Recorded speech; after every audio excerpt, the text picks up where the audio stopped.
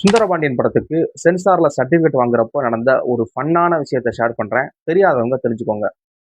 சசிகுமார், லக்ஷ்மி மேனன், சூரி, விஜய் சேதுபதி இவங்கலாம் நடிச்சு director SR. Prabhakaran டைரக்ஷன்ல சசிகுமாரே ப்ரொடியூஸ் பண்ண படம் தான் சுந்தரபாண்டியன்.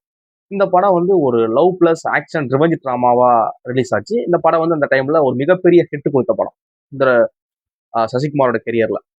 இந்த படத்துக்கு சென்சார்ல சர்டிபிகேட் அனுப்புறாங்க. அனுப்புறப்ப அவங்க அந்த படத்தை பார்த்துட்டு, சென்சார் போர்டு படத்தை பார்த்துட்டு ஒரு சில கட் கொடுக்குறாங்க.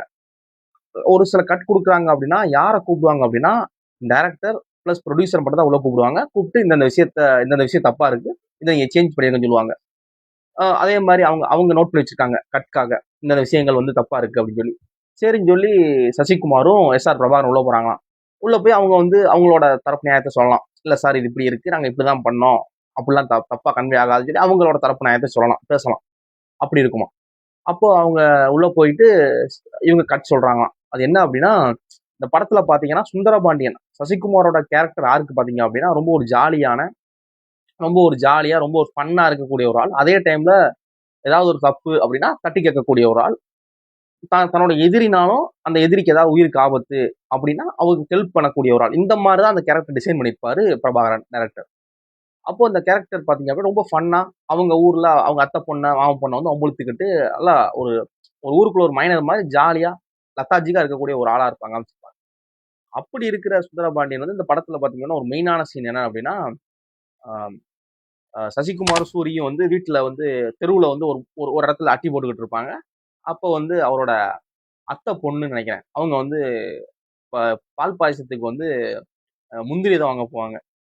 கடைக்கு போயிருப்பாங்க. இவ சூரியும் உட்காந்துருப்பாங்க. உட்காந்துருக்கிறப்ப என்ன பங்காளிக்கு முந்திரி அப்படின்பாங்க. என்ன பங்காளிக்கா? இல்ல பாயாசத்துக்கு.